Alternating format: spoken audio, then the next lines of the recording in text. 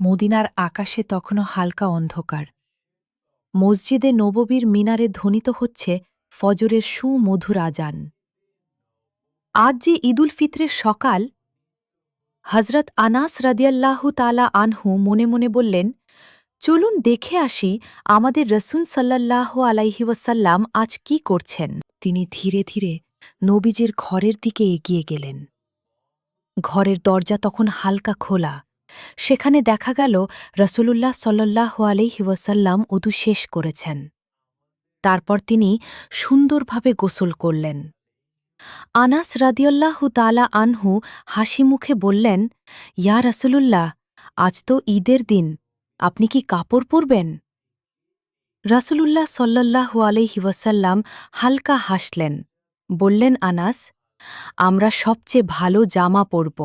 আজ আল্লাহ পছন্দ করেন তার বান্দারা যখন তার দেওয়া নেয়ামত প্রকাশ করে তিনি আলমারি খুলে তার পরিষ্কার সাদা কাপড় বের করলেন।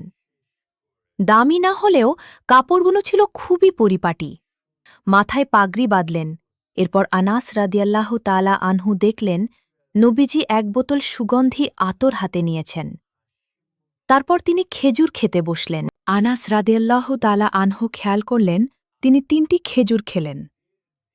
আনাস রাদিয়াল্লাহু তাআলা আনহু বললেন, আপনি 3টি খেজুর খেলেন কেন ইয়া রাসূলুল্লাহ? নবীজি বললেন, হ্যাঁ আনাস, ঈদুল ফিতরের দিনে ঈদগাহে যাওয়ার আগে কিছু খাওয়া ভালো, আর আমি বিজুর সংখ্যা পছন্দ করি। এরপর রাসূলুল্লাহ সাল্লাল্লাহু আলাইহি ওয়াসাল্লাম তার সাহাবীদের নিয়ে রওনা হলেন ঈদগাহের দিকে। অন্যদিকে ঈদের সেই ভোর হঠাৎ কিছু ছেলেমেয়ে খেলতে খেলতে চলে আসে হজরত হাসান রদিয়াল্লাহু তালা আনহু আর হোসাইন রদিয়াল্লাহু তালাহুয়ের বাড়ির সামনে। তারা বিষয় নিয়ে দেখতে থাকে তাদের পরনে এখনও সেই পুরনো জামা। তারা কোমল কণ্ঠে বলল, আরে হাসান হোসাইন, আজ তো ঈদ, আমরা সবাই দেখো নতুন জামা কাপড় পরে এসেছি, তোমরা তো দেখছি আগের সেই পুরনো জামা পরে আছো। তোমাদের কি নতুন জামা দেয়া হয়নি? তোমাদের মা কি তোমাদের জন্য নতুন জামা আনেননি? এ কথাগুলো শুনে মুহূর্তেই তাদের চোখে জল এসে গেল, কিন্তু তারা কিছু না বলে এক দৌড়ে ঘরের ভেতর চলে গেল। ছুটতে ছুটতে মায়ের ঘরে গিয়ে ডাকতে লাগল, আম্মা, আম্মা, সবাই বাইরে দাঁড়িয়ে আমাদের বন্ধুরা, তারা সবাই ঈদের জামা পরে ঈদের নামাজে যাচ্ছে, আমরাও যাব। আমাদের নতুন জামা কোথায় আম্মা? এখনই আমাদের জামা দাও, আমরা নতুন জামা পরে ঈদের নামাজে যাব। হজরত ফাতেমা রদিয়াল্লাহু আনহা 2 ছেলের এমন আকুল মিনতি শুনে স্তব্ধ হয়ে গেলেন। তার প্রাণের টুকরো 2 দুলাল তার দিকে আশায় ভরা চোখে তাকিয়ে আছে। তিনি জানতেন তাদের জন্য কোন নতুন জামা নেই ঘরে। যা ছিল সবই তো শেষ। দুনিয়ার রোজগার যা ছিল তাও হজরত আলী রদিয়াল্লাহু তাআলা আনহু আগেই গরিব দুঃখীদের মাঝে বিলিয়ে দিয়েছেন। অতনি নিজেকে সামলে নিয়ে কোমল কণ্ঠে বললেন, আমার সোনামণিরা, তোমরা তো এখনো গোসল করনি। আগে তোমরা দুজনে ভালো করে গোসল করে এসো। তোমাদের নতুন জামা তো দর্জির দোকানে রয়েছে, সে তৈরির কাজ শেষ করলেই আমি তোমাদেরকে পরিয়ে দিব। তারপরে তোমাদেরকে সুগন্ধি মেখে দিব। তারপর তোমরা ঈদের নামাজে যাবে। এখন যাও, আগে গোসল করে আসো। মায়ের মুখের কথায় হাসান হোসাইন রাদিয়াল্লাহু তাআলা আনহু উচ্ছ্বসিত হয়ে গেল। 2 শিশু ছুটে চলে গেল গোসল করতে। তাদের নিষ্পাপ মন বুঝল না মায়ের কষ্ট। হজরত ফাতেমা রাদিয়াল্লাহু আনহা তিনি আর নিজেকে ধরে রাখতে পারলেন না। দরজার আড়ালেই বসে পড়লেন। সেজদায় পড়ে কেঁদে কেঁদে আল্লাহর কাছে ফরিয়াদ জানাচ্ছিলেন। চোখের জলে তার জায়নামাজ ভিজে যাচ্ছিল। তিনি বলছেন, হে আমার রব, তুমি ছাড়া আমার আর কেউ নেই। তুমি আমার দুলালদের জন্য ব্যবস্থা করো। আমি যে কথা দিয়েছি সেটা পূরণ না হলে আমি সন্তানদের কাছে কি বলবো?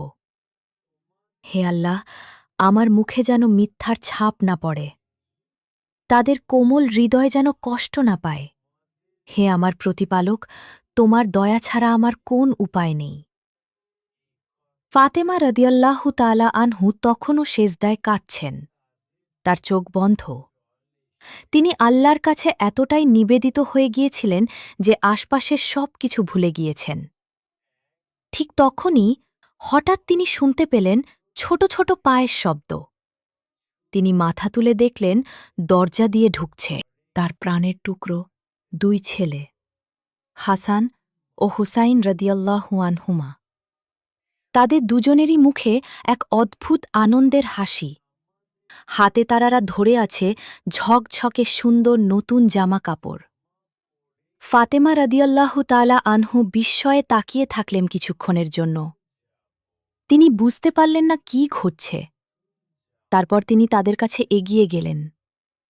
মমতাময়ী মাতৃস্নেহে জড়িয়ে ধরে কোমল কণ্ঠে জিজ্ঞেস করলেন, সোনামণিরা বলতো, এই জামাকাপড় তোমাদের হাতে কোথা থেকে এলো? দুই ভাই হাসতে হাসতে মায়ের মুখের দিকে তাকিয়ে বলল, আম্মা, আমরা গোসল শেষ করে যখন ঘর থেকে বের হচ্ছিলাম তখন হঠাৎ করে একজন মানুষ আমাদের সামনে এসে দাঁড়ালেন। তিনি বললেন, হাসান হোসাইন, একটুখানি দাঁড়াও। আমরা দাঁড়িয়ে গেলাম। তিনি বললেন, আমি দর্জির দোকান থেকে এসেছি। তোমাদের নতুন জামাকাপড় তৈরি হয়ে গেছে। এই নাও তোমাদের জামাকাপড়। তিনি আমাদের হাতে এগুলো দিয়ে দিলেন। তারপর আর তাকালাম না। দৌড়ে তোমার কাছে চলে এলাম আম্মা কিছুক্ষণ পর।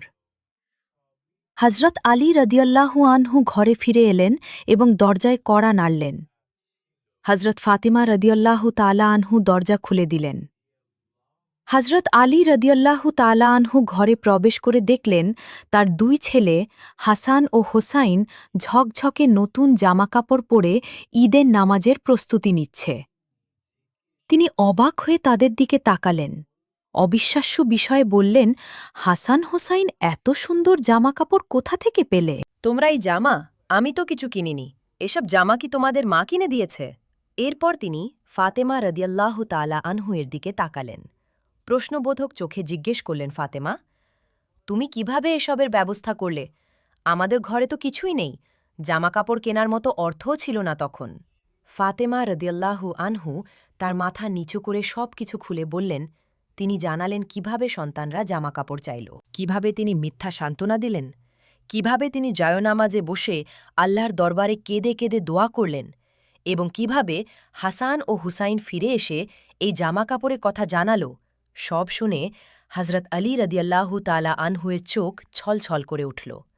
তিনি তখন বললেন, ফাতেমা, বুঝতে পারছ না? এ কোন সাধারণ ঘটনা নয়। যত সম্ভব এটি আল্লাহর কুদরত। নিশ্চয়ই সেই লোকটি ছিল আল্লাহর পক্ষ থেকে পাঠানো কোনো ফেরেশতা। তিনি তোমার দোয়া কবুল করেছেন, আকাশ থেকে বেহেশতের জামা এনে দিয়েছেন তোমার দুলালদের জন্য। এরপর হজরত আলী রাদিয়াল্লাহু তাআলা আনহু হাসান হোসেনকে নিয়ে ঈদের নামাজ আদায়ের জন্য ঈদগাহের দিকে যেতে লাগলেন। অন্যদিকে নবীজি ঈদগাহে পৌঁছে ঈদের নামাজ পড়ালেন। নামাজ পড়ানোর পর তিনি উঠে দাঁড়ালেন। মিম্বরে রসূলুল্লাহ সাল্লাল্লাহু আলাইহি ওয়াসাল্লাম বললেন, হে মদিনার মানুষ, তোমরা তাকওয়া অবলম্বন করো, আল্লাহকে ভয় করো।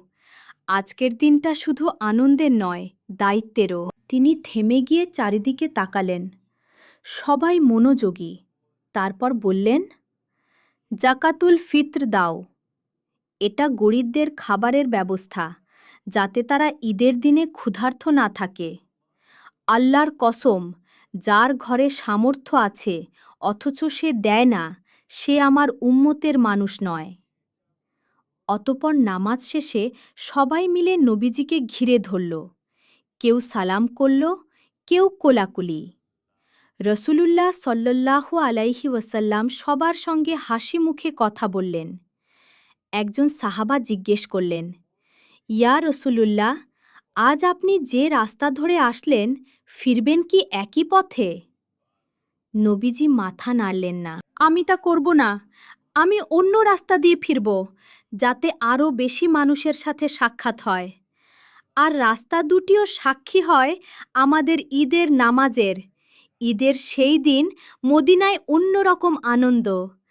রসূলুল্লাহ সাল্লাল্লাহু আলাইহি ওয়াসাল্লামের নির্দেশে সবাই একে অন্যের খোঁজ নিচ্ছেন, একে অপরকে সালাম দিচ্ছেন, কোলাকুলি করছেন। কিন্তু এমন আনন্দঘন পরিবেশে একজনের চোখে অশ্রু। তিনি আর কেউ নন, ইসলামের দ্বিতীয় খলিফা, আল্লাহর ভয় আশঙ্কায় কাঁপা এক মনীষী, হজরত ওমর ইবনুল খাত্তাব রাদিয়াল্লাহু আনহু। আর আপনি একা একা কান্না করছেন হজরত ওমর রাদিয়াল্লাহু তাআলা আনহু? ধীরে ধীরে চোখ মুছলেন, তারপর গভীর দৃষ্টিতে সাহাবীদের দিকে তাকিয়ে বললেন, হ্যাঁ, এই দিন আনন্দের যারা জানে যে তাদের গুনাহ মাফ হয়েছে, তওবা কবুল হয়েছে, তারা আল্লাহর রহমত পেয়ে আনন্দ করছে। কিন্তু আমি জানি না আল্লাহ আমার আমল কবুল করেছেন কিনা। সাহাবীরা তখন নিশ্চুপ। হজরত ওমর রাদিয়াল্লাহু তাআলা আনহু আবারও বললেন, আমি রসুলুল্লাহ সাল্লাল্লাহু আলাইহি ওয়াসাল্লামকে বলতে শুনেছি, ধ্বংস হোক সেই ব্যক্তি যে রমজান পেল কিন্তু নিজের গুনাহ মাফ করিয়ে নিতে পারল না। হজরত ওমর রাদিয়াল্লাহু তাআলা আনহু দীর্ঘ নিঃশ্বাস ফেললেন। তার কণ্ঠ কাঁপছিল। তিনি বললেন, রমজান মাস গেল, আমরা রোজা রেখেছি, তারাবিহ পড়েছি, কোরআন তেলাওয়াত করেছি, কিন্তু জানি না আমার এই সব আমল আল্লাহ কবুল করেছেন কিনা। আমি জানি না আমার গুনাহ মাফ হয়েছে কিনা। যদি আমার গুনাহ মাফ না হয় তবে কিভাবে আমি আনন্দ করব? কিভাবে ঈদের নতুন কাপড় পরব? কিভাবে কোলাকুলি করব যখন জানি না আল্লাহ আমার জন্য কি নির্ধারণ করেছেন? সাহাবীরা তখন স্তব্ধ হয়ে গেল। সবাই মাথা নিচু করলেন। তারা বললেন, সত্যি তো, আমরা জানি না রমজানে আমাদের আমল কবুল হলো কিনা। আমরা না জেনেই ঈদের আনন্দে মেতে আছি। হজরত ওমর রাদিয়াল্লাহু আনহু দু হাত তুলে আবারও বললেন, হে আল্লাহ, তুমি আমাদের মাফ করে দাও, আমাদের আমল কবুল করে নাও। আমাদের সেই মানুষদের দলে রেখো না যারা রমজান পেল কিন্তু নিজের গুনাহ মাফ করিয়ে নিতে ব্যর্থ হল। অন্যদিকে রসুলুল্লাহ সাল্লাল্লাহু আলাইহি ওয়াসাল্লাম ঈদের নামাজ শেষ করে সাহাবীদের নিয়ে ঘরের দিকে ফিরছেন। ফেরার পথেই তিনি সাহাবীদের বললেন, যাও দেখে এসো, কারো ঘর কি ফাঁকা? ঈদের দিনে কোন ঘরে যেন খাবার না থাকে, এটা আমি চাই না। নবীজির এ কথা শুনে সকল সাহাবীরা বেরিয়ে পড়লেন মদিনার সকল বাসিন্দাদের খোঁজ খবর নিতে। তারা দরজায় দরজায় গিয়ে ডাক দিতে লাগল, তোমাদের ঘরে খাদ্য আছে তো? কোনো কিছুর প্রয়োজন আছে কি? যাদের ঘরে খাদ্যের সামান্য সংকট দেখা দিল, সঙ্গে সঙ্গে তারা নিজের ঘর থেকে নিয়ে এলো রুটি, খেজুর, মধু, পানি। কারো ঘরে খেজুরের ঝুড়ি ভর্তি করে রেখে এলো। কেউ বা নিজের পশু জবাই করে তার গোস্ত বিলিয়ে দিল। এভাবেই সকলের বাড়িতে খাদ্য পৌঁছে দেওয়া হলো। তিনি রাসূলুল্লাহ সাল্লাল্লাহু আলাইহি ওয়াসাল্লামকে ভেতরে নিয়ে গেলেন। ঘরের মাঝখানে মাটির পাত্রে খেজুর রুটি আর এক হাঁড়ি গোশত রান্না করা আছে। রাসূলুল্লাহ সাল্লাল্লাহু আলাইহি ওয়াসাল্লাম তাকিয়ে হাসলেন। তারপর তিনি খাবারের দিকে তাকিয়ে বললেন, ফাতিমা, খুব সুন্দর করেছ, কিন্তু একটু দেখো তো আমাদের আশপাশের ঘরগুলোতে খাবার আছে তো? ফাতিমা মা অবাক হয়ে বললেন, আব্বাজান, আমি জানি না, কিন্তু এখনই খোঁজ নিতে হাসান হোসাইনকে পাঠিয়ে দিচ্ছি। রাসূলুল্লাহ সাল্লাল্লাহু আলাইহি ওয়াসাল্লাম মৃদু গলায় বললেন, ফাতিমা, এটা ঈদের দিন, এমন দিন যেদিন কেউ অভুক্ত থাকতে পারে না। হজরত ফাতেমা রাদিয়াল্লাহু তাআলা আনহু খোঁজ নিতে হাসান হোসাইনকে পাঠিয়ে দিলেন। ঘরের দরজায় হজরত আয়েশা রাদিয়াল্লাহু আনহাকে দেখতে পেলেন। তিনি তখন ঘরের মধ্যে কিছু কাজ করছিলেন। রাসূলুল্লাহ সাল্লাল্লাহু আলাইহি ওয়াসাল্লাম তখন ঘরে প্রবেশ করতেই আয়েশা রাদিয়াল্লাহু তাআলা আনহুর মুখ উজ্জ্বল হয়ে উঠল। নবীজি মুচকি হাসলেন। রাসূলুল্লাহ আলাইহিস সালাম বললেন, আয়েশা, তুমি কি জানো আজকের দিনটা কেমন দিন? হজরত আয়েশা রাদিয়াল্লাহু তাআলা আনহু বললেন, ইয়া রাসূলুল্লাহ, আজ তো ঈদের দিন, খুশির দিন। রাসূলুল্লাহ সাল্লাল্লাহু আলাইহি ওয়াসাল্লাম হাসি মুখে বললেন, তবে এসো, আজ তোমাকেও খুশি করি, চলো তোমাকে কিছু দেখাই। হজরত আয়েশা রাদিয়াল্লাহু তাআলা আনহুয়ের চোখ বড় হয়ে গেল। তিনি বললেন, কি দেখাবেন আমাকে ইয়া রাসূলুল্লাহ? রাসূলুল্লাহ সাল্লাল্লাহু আলাইহি ওয়াসাল্লাম আয়েশার হাতটি নরমভাবে ধরলেন এবং তিনি বললেন, চলো মসজিদে নববীর দিকে যাই, সেখানে কিছু আনন্দের দৃশ্য তোমাকে দেখাব। এরপর দুজনে মসজিদের খোলা প্রাঙ্গণে এসে পৌঁছালেন। সেখানে আবিসিনীয় সাহাবীরা ঢাল, তলোয়ার আর লাঠি হাতে যুদ্ধ প্রশিক্ষণের কসরত করছিল। তারা লাফিয়ে লাফিয়ে একে অপরের ওপর আক্রমণ চালাচ্ছিল, আবার দ্রুত সরে যাচ্ছিল। মাটি থেকে ধুলো উঠছিল, আর চারদিকে সবাই তাদের উৎসাহ দিচ্ছিল। এটি ছিল তাদের ঈদের আনন্দ উদযাপনের অংশ। রাসূলুল্লাহ সাল্লাল্লাহু আলাইহি ওয়াসাল্লাম দাঁড়িয়ে গেলেন, হযরত আয়েশা রাদিয়াল্লাহু আনহুকে ইশারায় কাছে ডাকলেন। রাসূলুল্লাহ সাল্লাল্লাহু আলাইহি ওয়াসাল্লাম বললেন, আয়েশা, তুমি কি দেখতে চাও? হযরতে আয়েশা রাদিয়াল্লাহু তাআলা আনহা লাজুকভাবে হাসলেন এবং বললেন, হ্যাঁ ইয়া রাসূলুল্লাহ। এরপর রাসূলুল্লাহ সাল্লাল্লাহু আলাইহি ওয়াসাল্লাম নিজের অবস্থান এমনভাবে করলেন যাতে আয়েশা রাদিয়াল্লাহু তাআলা আনহু নিরাপদে দাঁড়িয়ে দেখতে পারেন। হযরতে আয়েশা রাদিয়াল্লাহু তাআলা আনহু নবীজির পেছনে দাঁড়িয়ে তার কাঁধের উপর মাথা রাখলেন। তাদের গাল পাশাপাশি লেগে গেল। নবীজি তার রুহানি উপস্থিতি দিয়ে হজরতে আয়েশা রাদিয়াল্লাহু তাআলা আনহুকে নিরাপদ এবং সম্মানিত বোধ করালেন। কেউ যেন তাকে দেখতে না পায়, সেজন্য তিনি নিজেই আড়াল হয়ে দাঁড়ালেন। কিছুক্ষণ পর নবীজি বললেন, আয়েশা, তোমার দেখা হয়ে গেছে। হজরত আয়েশা রাদিয়াল্লাহু তাআলা আনহা একটু হেসে বললেন, না ইয়া রাসূলুল্লাহ। হজরত আয়েশা রাদিয়াল্লাহু তাআলা আনহা পরে এই ঘটনা স্মরণ করে বলেন, আমার আসলে দেখার খুব একটা ইচ্ছা ছিল না, কিন্তু আমি দেখতে চেয়েছিলাম। নবীজি আমার জন্য কতক্ষণ দাঁড়িয়ে থাকেন আমি বুঝতে চেয়েছি। ছিলাম তার কাছে আমার কি মূল্য। আর নবীজি তিনি ধৈর্য ধরে সেই আনন্দঘন দৃশ্য আয়েশা রাদিয়াল্লাহু তাআলা আনহাকে দেখালেন, যতক্ষণ না আয়েশা নিজেই বললেন, ইয়া রাসূলুল্লাহ, এবার চলুন। রাসূলুল্লাহ সাল্লাল্লাহু আলাইহি ওয়াসাল্লাম কোমল হাসি হেসে বললেন, আচ্ছা ঠিক আছে আয়েশা, চলো তাহলে বাড়ি ফিরে যাই। এরপর দুজনে ধীরে ধীরে বাড়ির পথে ফিরলেন। পথের মধ্যে নবীজি বললেন, আয়েশা, এই দিনটা আল্লাহ আমাদের উপহার দিয়েছেন। যারা এই দিনকে সুন্দরভাবে কাটায়, আল্লাহ তাদের ওপর রহমতের দরজা খুলে দেন। অতঃপর রাসূলুল্লাহ সাল্লাল্লাহু আলাইহি ওয়াসাল্লাম বাড়ি ফিরে যাচ্ছিলেন। হঠাৎ তার কানে এলো এক শিশুর কান্নার আওয়াজ। তিনি থামলেন।